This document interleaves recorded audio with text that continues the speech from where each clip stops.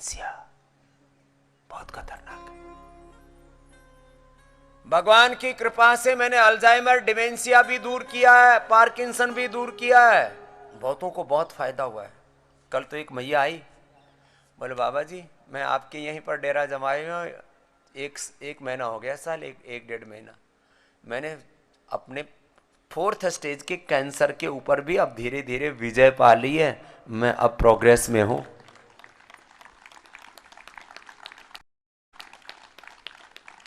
कहां पर है वो मैया?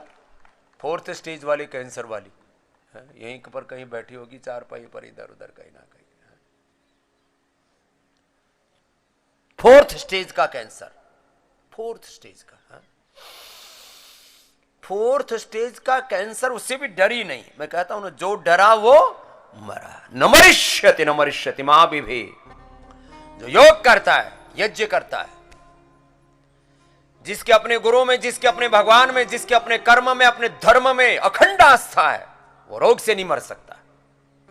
लेकिन वो आस्था के साथ योग भी करना, पुरुषार्थ भी करना, प्रार्थना के साथ पुरुषार्थ भी करना।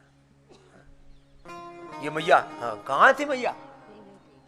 ओम स्वामी जी हवन के पास ही बैठी थी। ये हवन के साथ, मैंने कहा ना, यजन के साथ योग करो। क्या नाम है माँ? मेरा उमा नाम है जी। उमा। हाँ जी। चलो, अब उमापति महादेव की इस पर भी कृपा हो गई। कहां से आई है मैया? बुलंदशहर। बुलंदशहर से। बुलंद है मैया। हाँ। तो क्या था? 4th स्टेज का कैंसर था। किस जगह का? ब्रेस्ट में था। ब्रेस्ट में था। एक में हो गया था कि दोनों में? ओम बाबा जी मेरी मम्मी जी को 2 साल पहले मुझे पता चली थी कि कैंसर है। उस समय पहला लॉकडाउन लगा था। जी, डॉक्टर भी मिलने के लिए बिल्कुल राजी नहीं थे। मैं बहुत परेशान था, इधर उधर काफी मैं भागा भी लेकिन वो केस बढ़ता ही चला गया। और केस इतना बड़ा कि कैंसर 4th स्टेज पे पहुंच गया। और अब हम आए थे यहाँ योग ग्राम में। कितने दिन हो गए बेटा? जी 1.5 महीना हो गया। 1.5 महीने से यहीं जमे हुई है मैया। और अब क्या हाल है बाबा जी? अब पहले क्या था और अब क्या, उसमें डिफरेंस? बाबा जी जब आई थी मम्मी तो कंडीशन बहुत क्रिटिकल थी, 10 कदम 20 कदम भी नहीं चल पाती थी। और अब पूरे योग ग्राम में पैदल घूमती हैं। ला, जो 10 कदम नहीं चल पाती, 4th स्टेज की कैंसर के पेशेंट, अब पूरा, मैंने कहा बोले बाबू जी पूरा योग ग्राम घूमती रहती मेरी भैया। पूरा योग ग्राम 10 कदम नहीं चल सकती थी, और क्या फायदा हुआ? और बाबा जी मैं 2 साल से अपनी मम्मी को लेके जहां तहां बहुत भटका हूं, और मैं जहां भी गया हूं वापस उदास आया हूं, रोता हुआ ही आया हूं। योग ग्राम पहली जगह है जहां परेशान तो आया था, लेकिन आज मुस्कुरा के जा रहा हूं। जा रहा है। तो कल मेरे से बोला, स्वामी जी मुझे कुछ कहना है। बोले क्या कहना है? बोले स्वामी जी मैं बहुत जगह धक्के खाए हैं, बहुत रोया, यहाँ मेरी माँ को चैन मिला है। तो मैं कहना चाहता हूँ कि बहुत लोग उदास हैं दुनिया में कि मेरी माँ की हालत तो इतनी खराब थी, लेकिन भाई देखो, घर में ऐसे बच्चे होने चाहिए जो माता पिता को भगवान का स्वरूप मान करके उनकी सेवा करें। ऐसे बच्चे होने चाहिए। अरे माँ बाप ही नहीं होते तो तुम पैदा ही कहाँ से हो जाते? तुम माना कि बड़े डॉक्टर हो, इंजीनियर हो, बड़े बिजनेसमैन हो, तुम बहुत खूबसूरत हो, बड़े ताकतवर हो, इंसान हो, अरे तुम माँ के बिना तो कुछ नहीं हो। माँ ना होती तो तुम कहाँ से होते? इसलिए अपने रोम रोम में, अपने प्रत्येक अपने घटक में माँ को देखो, पिता को देखो। ये माँ की श्रद्धा है, ये पिता का विश्वास है। तो क्या नाम बेटा तुम्हारा? जी मेरा नाम दिग्विजय राजौरा। अरे क्या बात है, दिग्विजय ने तो दिग्विजय कर ली। देखो भाई, ऐसे बच्चे होने चाहिए। तो माँ में अब ऊर्जा आ गई, हिम्मत आ गई, और वो गांठ गूंठ भी कुछ कम हो रही है। जी दर्द में बहुत आराम है। जब आए थे हम तो पूरी बाजू में कीड़ा सा चलता था, वो कीड़ा भी बंद है, और दर्द में भी काफी बड़े लेवल पे आराम मिला। अंदर से जब कैंसर कम हो रहा है तो दर्द भी कम हो रहा है। नहीं तो कैंसर का दर्द पेन किलर से भी खत्म। अब बेटा जो दवाई है ना उसको कंटिन्यू करना। और मैया क्या नाम है तेरा? उमा देवी। उमा। हाँ जी। जो है सुबह से शाम तक जितना हो सके अपना अनुलोम विलोम करती रहे, और तो कोई काम है नहीं, अपना अनुलोम विलोम करती रहना दिन भर, ठीक है? ठीक है। 2 4 6 महीने 1 साल लग जाएगा, निकल जाएगा पूरा।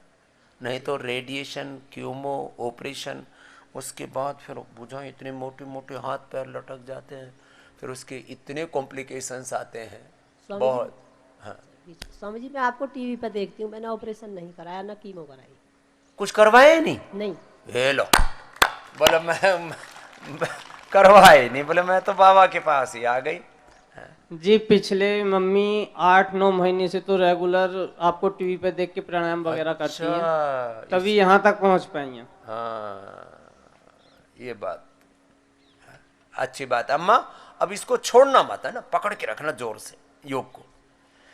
एक तत्व को भी गहरा पकड़ लो, योग तत्व को पकड़ लो, गुरु तत्व को पकड़ लो और उसमें लगे रहो। एकम सद्विप्रा बहुधा वदन्ति, एक साधे सब सधे। चलो, बहुत आशीर्वाद बेटा दिग्विजय, माता उमा आपकी जय हो। ठीक हो जाएगी मैया। हाँ, आशीर्वाद। चलो भाई, इसको मैया को ऊपर भेजो भाई। एक बेटा है यहाँ, उसको डायबिटीज हुई, आर्यन, उसने इंसुलिन ली नहीं। बोलो मैया मुझे इंसुलिन लेना। स्वामी जी कहते हैं बिना इंसुलिन के ठीक हो सकते हैं, अंदर से इंसुलिन बनती है पेनक्रियाज में। आर्यन किधर है? दौड़ के आओ बेटा ऊपर। इसके लिए जोरदार ताली बजाओ। बच्चे भी ऐसे हो गए तो अपने घर में एक नियम ये भी बना लेना, भाई हमारे घर के गुरु रामदेव हैं। गुरु घर के नियम बता रहा था ना। हमारे कुलगुरु कौन है? बोले बाबा है हमारे कुलगुरु। वो हमारे कुलगुरु हैं, वो हमारे फैमिली डॉक्टर हैं।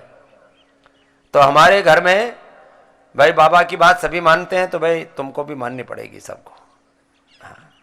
अब बहुत लोगों ने, करोड़ों लोगों ने मुझे कुलगुरु मान लिया अपना। आज कहने की स्थिति में हूँ, ऐसे नहीं हो गया भाई। 50 साल तपस्या की है, उसके बाद तुमने मुझे माना है, तो जरूर अपने लिए ताली बजाओ। आप लोग अच्छे बालक हो हमारे। अपने घरों में आप अब मेरी बात मानते हो। अब ये छोटा सा बच्चा है, इधर आ। इसने बोला मैं तो बाबा को अपना गुरु मानता हूं, मैं इंसुलिन नहीं लगाऊंगा। और कितनी थी शुगर बेटा? 344 शुगर थी। और हुई कैसे थी बाबू? हाई फीवर आया था। फीवर आया, और फीवर में क्या ले ली फिर अंग्रेजी? एक पैरासीटामोल। एक पैरासीटामोल ने इस आर्यन का कबाड़ा कर दिया। अब ये लोग कहते हैं, इसलिए अपने घर में नियम बनाओ। उधर देना, ये आजा मैया उमा और दिग्विजय, एक और दे दो बेटा। तो आए। अब मैया तेरा कुछ नहीं बिगड़ेगा, कल ही तेरे सिर पे वैसे तो हाथ धर दिया था, फिर दोबारा से धर देने, और कुछ नहीं बिगड़ेगा थारो, आराम। और यज्ञ करना डेली। अरे एक हवन कुंड दो, तुम सदस्यों को तो देते ही हो, इस मैया को भी दो। ये हवन डेली करियो। हाँ? और जो है ये,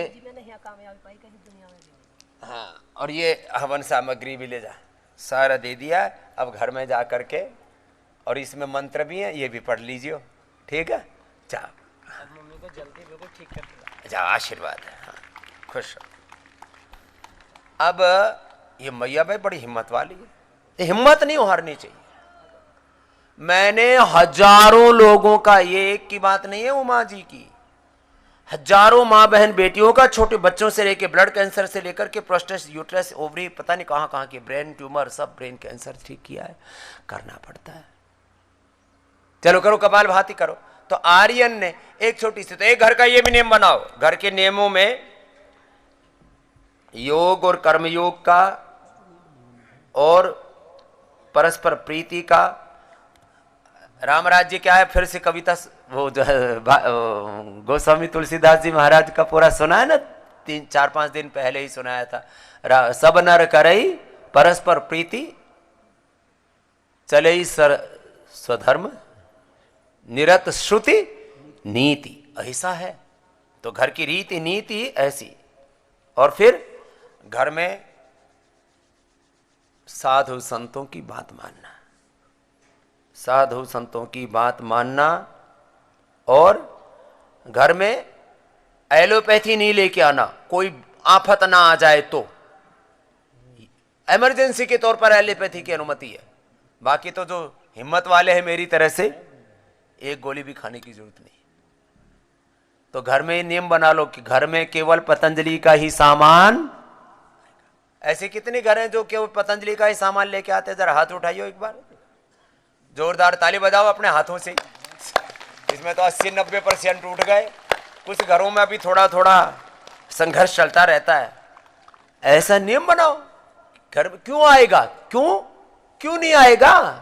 ये यूनिलीवर वाले, नेस्ले वाले, कोका कोला, पेप्सी वाले और इधर उधर के जो आड़ कबाड़ बेचने वाले, तो उनसे हमारा क्या संबंध है? यहाँ तो हमारा आत्म संबंध है, गुरु संबंध है, यहाँ तो हमारे सेवा का संबंध है, यहाँ तो इस आर्थिक और पारमार्थिक संबंध है हमारा। तो बेटे ने छोटी सी एक दवाई खा ली उसकी, पैरासीटामोल, और उसने कर दिया अनमोल शरीर को बेहाल। तो 350-400 शुगर पहुंच गई। फिर अभी मेरी 90 चली जाती, 90 रहती है। लो अब 90 कर ली। इंसुलिन लगाई ही नहीं छोरे ने। वहां घर में कितनी देर करता था बेटा? घर में मैं रोज सुबह आपको देख के करता था। कौन सी क्लास में पढ़ता आर्यन? 10th में गया हूँ। 10th में है। नाम भी कितना सुंदर है, आर्य। आर्यों की संतान, हम ऋषियों की संतान है, नाम आर्यन है। अब कितनी देर करता था मुंडू का आसन? अभी तो 10-10 मिनट हो जाते। 10 मिनट। 90 आ गई खाली पेट, और खाने के बाद 112-114। एक भी इंसुलिन लगाई ही नहीं। वो शुरू में इंसुलिन लगा देते ना, तो ये ऐसी है जैसे प्रजा को फ्री में सब कुछ दो, सब फ्री चल रहा है मामला।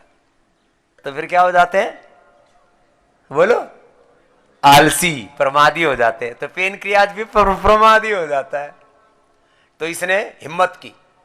ऐसे कुछ बच्चे भी मैंने देखे हैं। आर्यन के लिए एक बार फिर से अभिनंदन हो जाए। अब पहले दिन से लग गया, देर मत करो। मैंने एक बात कही थी ना आपको, बीमारियों को अपने भीतर पनाह मत देना।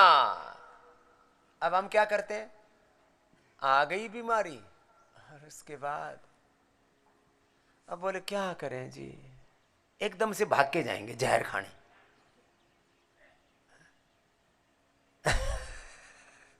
एकदम भाग के जाएंगे जहर खाने के लिए एलोपैथी का।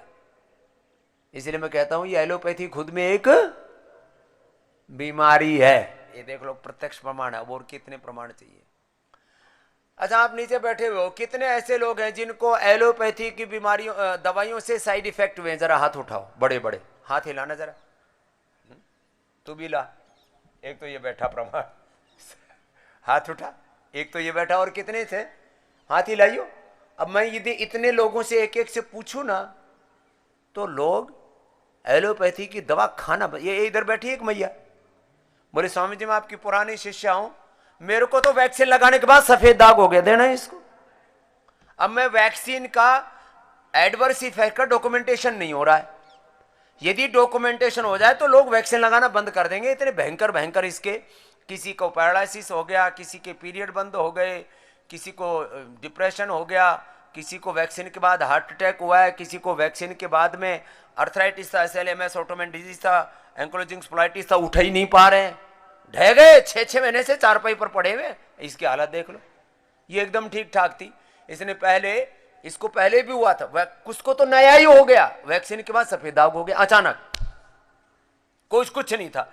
इसने पहले पूरा ठीक कर लिया था मुझे सुन करके। क्या करके ठीक किया था पहले? ओम स्वामी जी। ओम क्या नाम है? निर्मल। हाँ। मैं 2020 में आई थी स्वामी जी आपके पास। तो अच्छा। मैंने सारा अपना लिकोडर में पूरी तरह क्योर करके गई थी मैं यहाँ पे। और क्या क्या किया था वो भी बता दो। गौमूत्र जो आप बता, मैंने कुछ नहीं किया स्वामी जी, बस गौमूत्र पिया और गौमूत्र ही लगाया। गौमूत्र लगाया, और उसमें नीम के पत्ते और स्वीत्रघन बताते वो भी नहीं लगाया? कुछ भी नहीं लगाया स्वामी जी, गौमूत्र ही लगाया और गौमूत्र ही पिया। वो घर का गौमूत्र था स्वामी जी। हाँ, घर में गाय पाल रखी थी। हाँ। और मैं यहाँ से बिल्कुल ही क्योर होकर गई थी। मेरी फ्रेंड मेरे साथी, इससे पूछ लो, मैं बिल्कुल क्लियर करके एक गई भी थी। स्पोर्ट बाकी नहीं था। अब फिर ये वैक्सीन लगवा ली स्वामी जी। पहली वैक्सीन लगवाई, मैंने सोचा चलो तिड़का तड़का लग गया होगा, कहीं दाग आ गया एक दो। दूसरी लगवाई, फिर तो स्वामी जी आंधी तूफान की तरह आ गई। पहले लगा तो बोलो कहीं छोक छाक लगाते समय कोई तड़का तड़का लग गया होगा, तेल ताल लग गया होगा, दाग दूग हो गया होगा ऐसे ही। फिर कल मैं आपसे मिली, फिर आप बोले वही प्रोग्राम दोबारा शुरू कर दो, फिर वही कर दूंगी जाके सर। और क्या। मैंने कहा बेटा जब तेरे को रास्ता पता है तो मंजिल भी मिल जाएगी। है तो बोले वो फिर दोबारा करो। मैंने कहा वही कर, और उसमें थोड़ा और एड ऑन कर दिया, मिलीनोग्रीट, अभी तो औषधि भी बना दी है। हाँ जी। और उसमें थोड़ा सा गोमूत्र में नीम के पत्ता को पीस के, नीम के पत्तों का पेस्ट, और उसमें श्वेत घृणोर लगा देना। धूप 1 घंटा में बैठना सुबह सुबह। सूरज भगवान, सूर्य को उपासना मिस्त्री कर। अच्छा बताओ, सूर्य को तुम्हारे क्या, सूर्य को जो कितना, वो तो अनंत ऊर्जा का, अक्षय ऊर्जा का, तो उसको क्या तुम्हारे से, तुम्हारे अर्घ्य से उसको मतलब कोई उसका पेट भर जाएगा?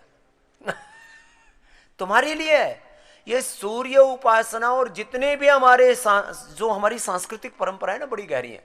तो 1 घंटा धूप में बैठना बहन, ठीक है स्वामी। और बस 1-2 महीने बाद फिर आइए। तो यही निर्मल पूरी निर्मल हो क्या है कि जोरदार ताली ठोको इसके लिए। अब मान लीजिए हो गया बखेड़ा, ये बहुत भयंकर बखेड़ा है। मैं तो अभी ज्यादा बोल नहीं रहा। ये कोरोना अपने आप में इस सदी का सबसे बड़ा घोटाला है, और वैक्सीन महा घोटाला है, और इसको चलाने वाले पूरे ड्रग माफिया और मेडिकल माफिया, ये तो महासुर है। अब सुबह सुबह इससे ज्यादा कहना ठीक नहीं। बोले बाबा जी छोड़ा ही क्या, दौड़ का हो गया। ये मामला बखेड़ा हो रखा है। इतना दिल दुखता है, लोग किस तरह से तड़फ रहे हैं। अब ये आर्यन है, इसने अपना जो है पूरा ठीक कर लिया। चलो भाई, इसके लिए अब एक तो इसको गुड़ वाला च्यवनप्राश दो, एक शुगर वाला च्यवनप्राश दो, है? और डायबिटीज फ्री वाला नहीं अभी। हाँ लो यही दे दो। लो ये च्यवनप्रभा भी है, ये गुड़ वाला है बेटा। हाँ? एक चम्मच से ज्यादा मत खाना अभी। हाँ? और ऐसे बच्चे चाहिए मुझे जो गुरु में विश्वास रखें, शास्त्र में विश्वास रखें कि नहीं, मेरे गुरु ने मुझे कहा है, मेरे भारत के सन्यासी ने मुझे कहा है। हाँ? ऐसी भक्ति चाहिए। बहुत आशीर्वाद बेटा, जाओ खुश रहो। हाँ? ऐसा इस विश्वास के साथ करो। देर से आते हो, जितने देर से आओगे उतना अंदर तक रोग घुस जाता है, फिर जड़ें गहरी बैठ जाती है। रोग जितने दिन टिकेगा, सुन लो कान खोल करके। बोले जी कान तो खुले हुए हैं, घुसता तो नहीं भीतर। किसी के आर पार कनेक्शन होता है, इधर से उधर निकल जाता है। ये कान वाली दिमाग में और दिल में, इधर इसका कान का कनेक्शन इधर इधर रहना चाहिए है, लेकिन किसी किसी के ना तार टूटे पड़े हैं, रिपेयरिंग कर लो अपनी। जितने दिन रोग टिकेगा उतना वो गहरा बैठेगा। जो कोई भी रोग हो या विकार हो, रोग या विकार,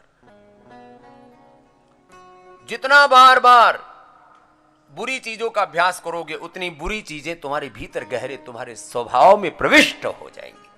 तो रोग को अपना स्वभाव नहीं बनने देना। बोलो रोग को अपना स्वभाव, काम क्रोध लोभ मोह अहंकार को, आलस्य प्रमाद को, अज्ञान को, अश्रद्धा को, अकर्मण्यता को अपना स्वभाव नहीं बनने देना। ये तंत्र की बात है, मर्म की बात है। जब रोग आए तभी बढ़ा दो उसको, बोल भाग यहां से। शातिर कहीं के कहा कैसे घुस गया मेरी बिना मन्नत हुई कि मेरे भीतर।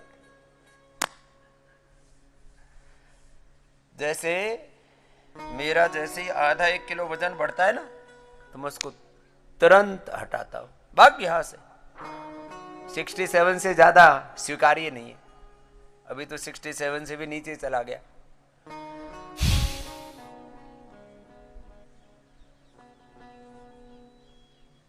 और कुछ 50-50 किलो के पेट लेके घूमते रहते हैं। फिर इधर जगह नहीं मिली तो इधर बढ़ गए, फिर इधर उधर भी ये जगह बना लेते हैं। बीमारी अपने जगह अपने आप बना लेती है। तो सुनो, रोगों को, विकारों को, बुरी चीजों को अपने भीतर पनाह, उनको नो रेस्पेक्ट फॉर नेगेटिविटी, नकारात्मकता को कोई स्थान नहीं देना, जगह नहीं देना, पनाह नहीं देना, आदर नहीं देना। उनको तुरंत उखाड़ फेंको। उसके लिए जप करो, तप करो, उपवास करो। अब सुनो उपवास की महिमा। कपालभाति, अनुलोम विलोम लगातार करते रहो, चुपचाप नहीं बैठना है। भक्ति पूर्वक, भजन पूर्वक, मूलाधार से सहस्रार तक अंतर ध्यान लगा के करो। जो मैं कहूंगा वो अपने आप फिर तुम्हारे दिल दिमाग में उतरेगी बात।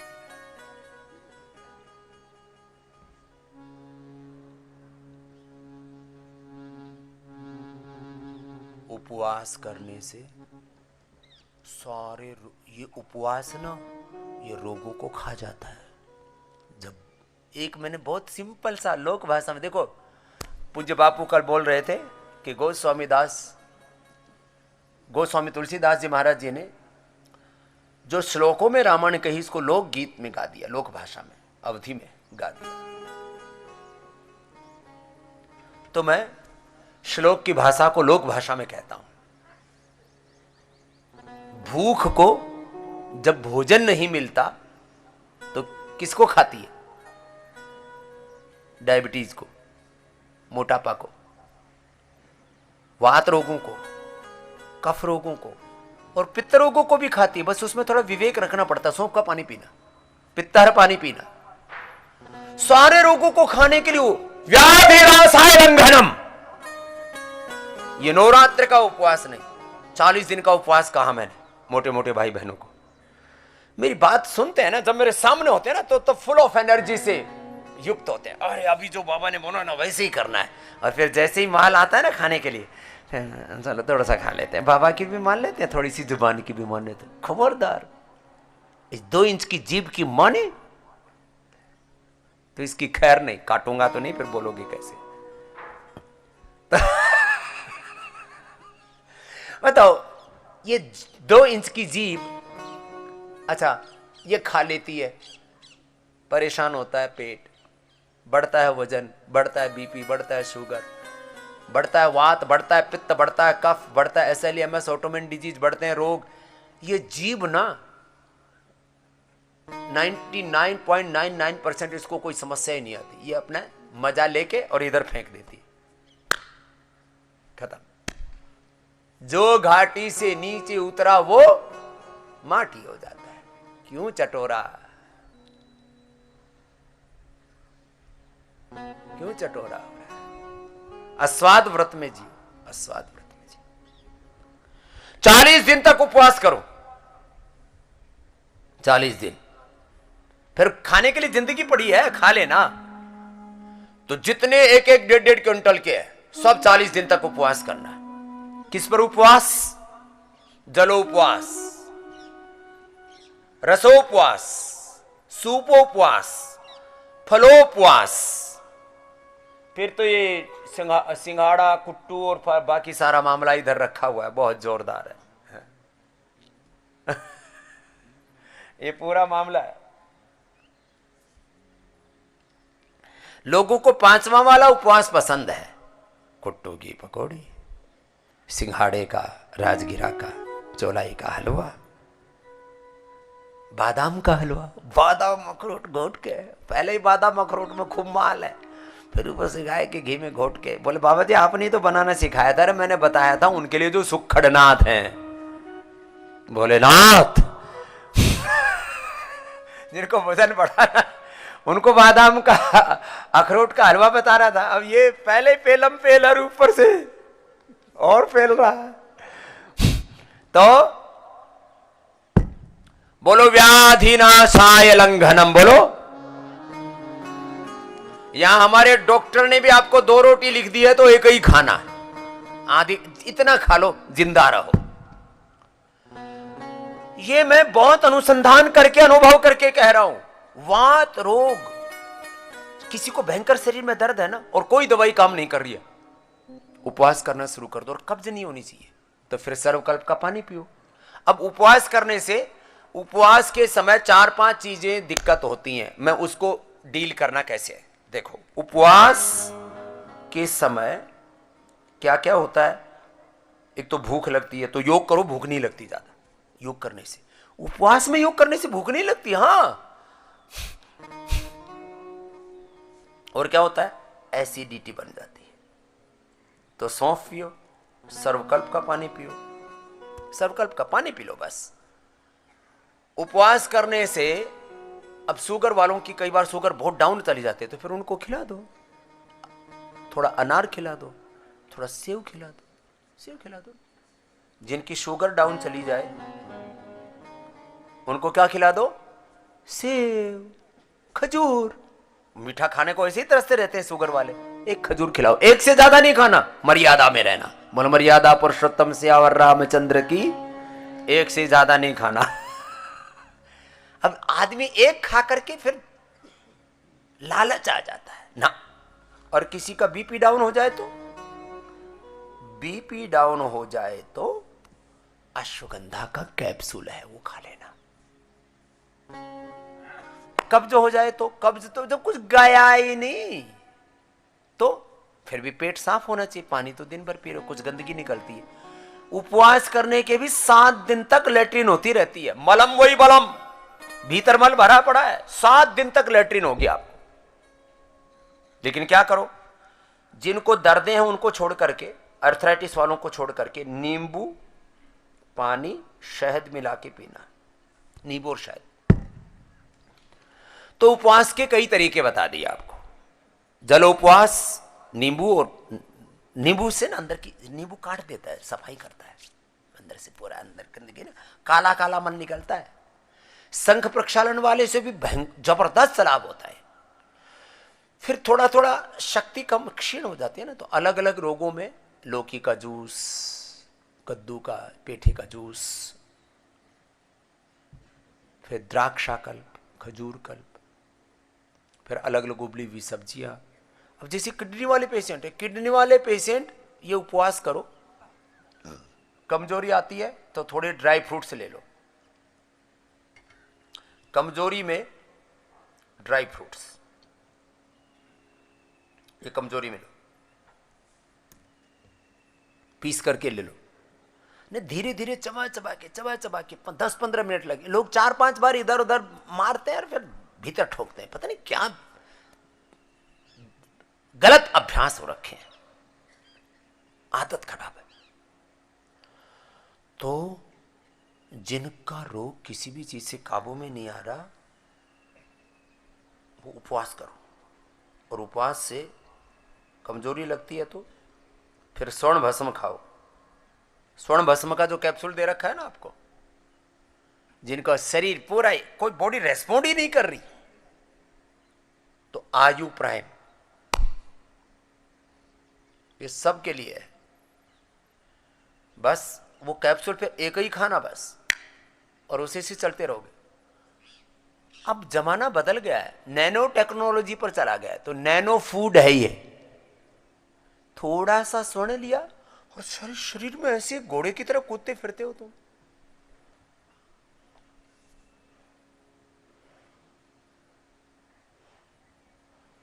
एक ग्राम स्वर्ण, 12 ग्राम उसमें मोती है, 4 ग्राम चांदी है, और 100 मिलीग्राम उसमें हीरक भस्म। आयु प्राइम एक कैप्सूल उठते ही खा लो, आहार बंद। आप मेरे कहने से 7 दिन, 1 सप्ताह, 2 सप्ताह, 4 सप्ताह, 8 सप्ताह करके देखो। ये आयु प्राइम अभी आपके लिए दे दिया है, बाकी गांव के लिए, देश के लिए अप्रैल महीने में के अंत तक मिल जाएगा। यहां सबको मिल रहा है, और अपने घर बैठे भी मंगा सकते हैं ऑर्डर मी से। अब जैसे जहां जहां नहीं पहुंचा अभी ज्योतिषमती तेल, ये आयु प्राइम अभी जहां जहां तक नहीं पहुंचा है, अभी हमने प्लेटो ग्रिट भी बना दी, जिनके प्लेटलेट्स बहुत कम है। कुछ नई नई दवाइयाँ बनती रहती है ना, अब जैसे प्लेटलेट्स के लिए बहुत उपाय करने पड़ते थे, तो ये सारी चीज़ें आपको यहाँ से ऑर्डर मी से भी मंगवा लेते हैं। और ऑर्डर मी में 1000 रुपये का ऑर्डर तो ऐसे ही हो जाता है। घी मंगा लो गाय का, जिनको थोड़ा ज़्यादा जवान रहना, कोलेजन प्लस मंगा लो, एक ही मंगाने में 1000 रुपये से ऊपर का बिल हो जाता है।